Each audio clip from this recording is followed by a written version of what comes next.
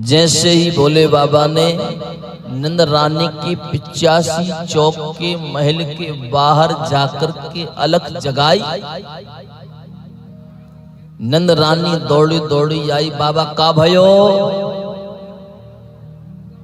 भोले बाबा कहने लगे, मैया मैं भिक्षा के ताई आयो। मैया दौड़ी दौड़ी गई, एक सुंदर थाल में भिक्षा की सामग्री रख करके लेकर के आई। भोले बाबा कहने लगे, देख मैया, मैंने संसार की भिक्षा तो बहुत ली है, आज मैं संसार की भिक्षा के ताई नहीं आयो। यदि आज तू मुझ को भिक्षा देना चाहे ना, तो आज की भिक्षा में तू अपने लाला के दर्शन कराए दे। मैया कहने लगी, सुन बाबा, तू और मेरे लाला को दर्शन करे। अरे तो तू देख करके तो मेरे लाला डर जावेगो, मैं अपने लाला के दर्शन तो तू नहीं कराई सकता। भोले बाबा ने कहा, देख मैया, दर्शन तो कराना पड़ेगा। मैया कहने लगी, मैं तो को दर्शन नहीं कराऊंगी, भिक्षा की सामग्री तो को कम लगे तो मुझको अभी बता दे, मैं और लेके आऊं। बाबी तो को कम पड़े तो और लेके आऊं, बाबी कम पड़े तो और लेके आऊं, पर लाला के दर्शन नहीं कराऊं। बाबा, तेरे गले में जो सांपन की माला है, मेरो लाला सपने में भी सांपन को देखे तो डर जावे। तो तुम पतो है, एक बार में लाला को सुला करके चली गई, दधी मंथन करबे के ताई। बाही समय मेरे लाला ने एक स्वप्न देखे, बाकू स्वप्न में सांप दिखाई दी हो। लाला की नींद खुल गई, रोतो रोतो आयो, मैया सांप, मैया सांप, मैया सांप। मैं अपनी दधी मंथन की मटकी को छोड़ करके दौड़ी दौड़ी आई। मैंने पूरे महल में ढूंढ लियो, मुझ को सांप दिखाई ना दियो। मेरो लाला कहे, मैया देख दियो सांप, मैया देख दियो सांप, मैया देख दियो सांप।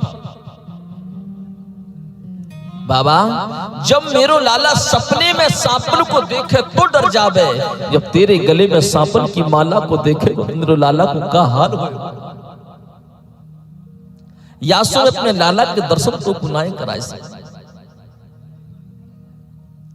भोले बाबा ने आंख बंद करके भगवान से प्रार्थना की कि प्रभु, आप ही ऐसी कोई लीला करो जिससे मैया मुझे दर्शन करा दे।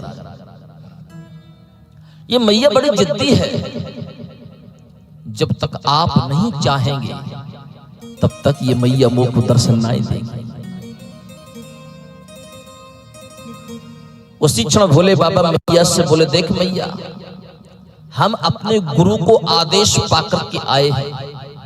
हमारे गुरुजी ने कही थी कि जब तक दर्शन ना हो तब तक लौट करके मत आइए, इसलिए हम जाएंगे तो दर्शन करके ही। तुम आज दर्शन नहीं कराओगी तो हम इसी स्थान पर 12 वर्षों की समाधि लगा करके बैठ जाएंगे। कितने वर्षों की? 12 वर्षों। 12 वर्ष में कभी तो तुम्हारो लाला बाहर निकलेगो, बाकी दर्शन हो जाएंगे, हम चले जाएंगे। मैया कहने लगी, सुन बाबा, मैं भी कोई इतनी मूर्ख नहीं हूं, मैं भी पढ़ी लिखी हूं। ऐसे दरवाजे मेरे घर में 1000 हैं, और 1000 दरवाजों में से यदि मैं 100-200 दरवाजे हमेशा हमेशा के लिए बंद भी कर दूंगी तो मुझको काऊ फर्क नहीं पड़ना, पर मैं लाला के दर्शन नहीं कराऊंगा। अब तो भोले बाबा समझ गए कि मैया पक्की जिद्दी है, ये दर्शन नहीं कराएगी। भोले बाबा ने फिर से मेरे प्रभु का ध्यान किया कि प्रभु हम तो जा रहे हैं और यमुना के तट पे आपका इंतजार करेंगे।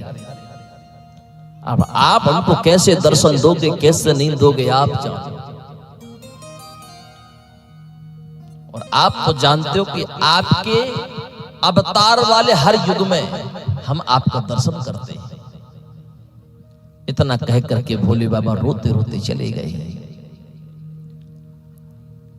जब यहां पर मेरे कन्हैया ने भोले बाबा को रोते हुए देखा कि बिना दर्शन के रो करके जा रहे हैं, मेरे कन्हैया ने रोना आरंभ कर दिया। कन्हैया इतनी जोर से रोए, इतनी जोर से रोए कि ब्रजमंडल की सारी गोपियों को पता चल गया कि कृष्ण रो रहे हैं।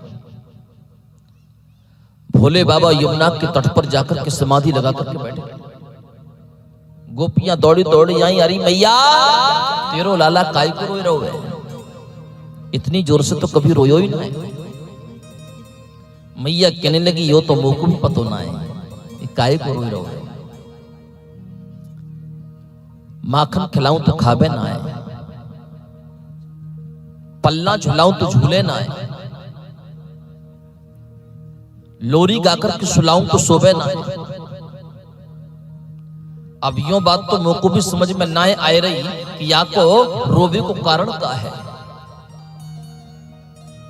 एक गोपी कहने लगी मैया मोको तो ऐसो जान पड़े कि तेरे लाला को किसी की नजर लगी है।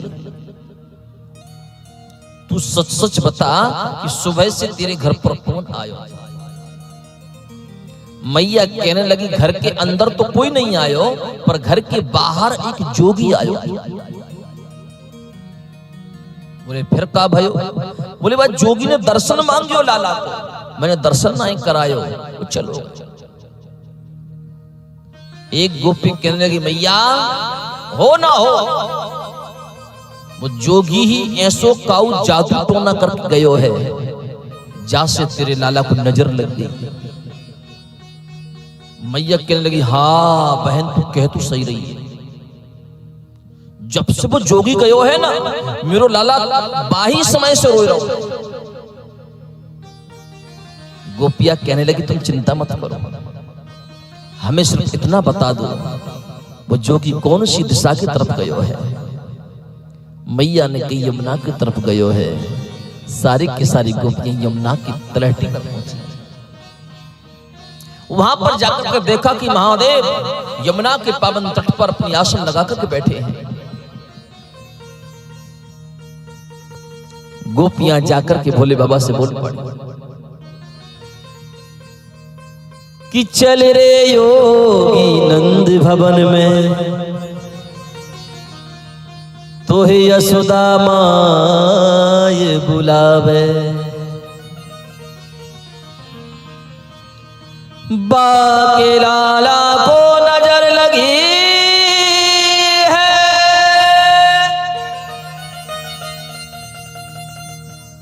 राइनो उतरावे।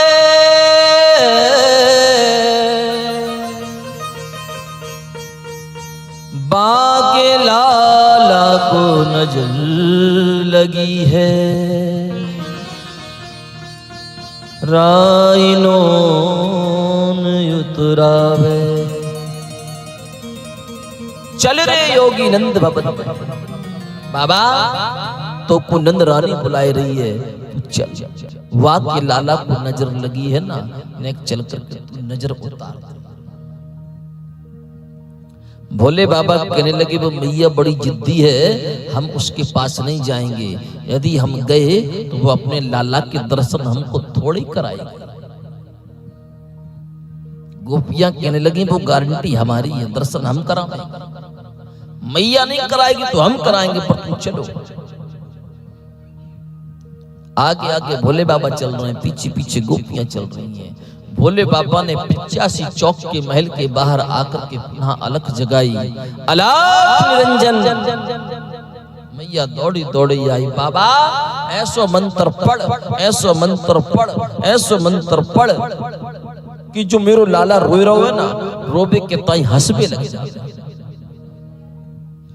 भोले बाबा ने कल लाला को लेकर के आओ। मैया दौड़ी दौड़ी गई, कन्हैया को लेकर के आई। मैया चौखट के अंदर है और भोले बाबा चौखट के बाहर है।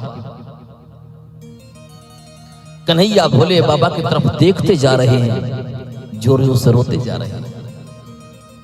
भोले बाबा ने कहा, मैया जब तक तू अपने लाला को मेरी गोद में नहीं देगी तब तक तेरा लाला रोतो रहेगा, मेरी गोद में दे दे। मैया कहने लगी, बाबा देख तेरे गले में जो सांपन की माला है ना, मेरा लाला डर जावे, या सो तू दूर से ही आके नजर उतार। भोले बाबा के मुख से निकल गया, अरे मैया मेरे गले में तो केवल 5 फड़कों सांप है, पर जो तेरो लाला है ना, ये 1000 फड़ के सांपन पर शयन कर रहे हैं। 5 फड़ के सांपन से का डर? मैया कहने लगी, बाबा तैने कोई स्वप्न देखो है, मेरो लाला सचमुच सांप से डरता है। एक काम करना बाबा, ये सांपन की माला को उतार करके तेरी झोली में डाल लेना यार। अब भोले बाबा ने मन में सोचा कि ये प्रभु का दर्शन पाना है, प्रभु को अपनी गोद में खिलाना है, तो सांपन की माला को निकाल करके अपनी झोली में रखना पड़ेगा। भगवान का तो श्रृंगार ही सर्प है, बिना सर्प के भगवान शिव की शोभा अधूरी है। भगवान शिव ने अपने सर्पों की माला को उतारी और झोली में डाल ली। भगवान सुखदेव कहते हैं, परीक्षित जैसी मैया ने कन्हैया को भोले बाबा की गोद में दीनो, उसी क्षण भगवान किलकियां मार करके हंसने लगे। मैया ने कहा, बाबा जल्दी मेरे लाला को मेरी गोद में दे दे, फिर लाला ठीक है गया। वो जैसे भोले बाबा ने कन्हैया को मैया की गोद में दीनो, भगवान फिर रोने लगे। अब तो भोले बाबा की गोद में भगवान आमे तो हंसबे लग जामे, और मैया की गोद में भगवान जामे तो रोने लग जामे। मैया कहती है, बाबा ऐसो मंत्र पढ़, ऐसो मंत्र पढ़ कि मेरो लाला मेरे गोद में आए करके हंसबे लग जाए। भोले बाबा ने कही, तुमको एक उपाय करना पड़ेगा। बोले क्या उपाय करना पड़ेगा? बोले तुम एक मेरो मंदिर बनाओ और ऐसी जगह बनाइयो जहां तुम अपने लाला को स्नान कराओगी ना, तो तुम्हारे लाला के स्नान को जल बोले हमारे सर पर गिरे, फिर तुम्हारो लाला कभी रोएगा ही नहीं। मैया ने कही, ठीक है बाबा। कि रह रे योगी नंद भवन में, ब्रज में बासों की जय, जब जब मेरो लाला रोवे, तब तब दर्शन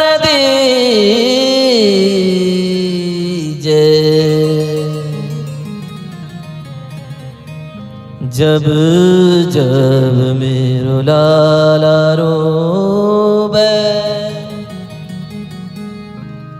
तब तब दर्शन दीजिए।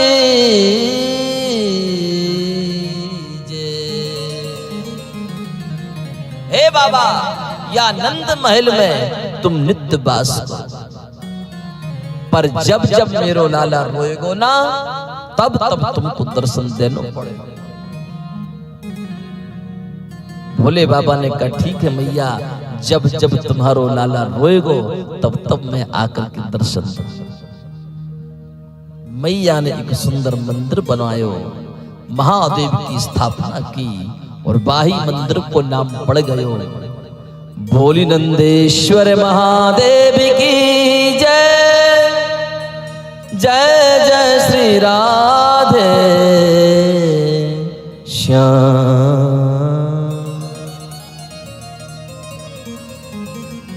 गोकुल नगरी में आज भी बुलंदेश्वर महादेव मंदिर है जो साक्षात भगवान शिव है। भोले बाबा चले गए कैलाश और मैया ने कन्हैया को सुलाए दिनों, पर कन्हैया को नींद नहीं आती।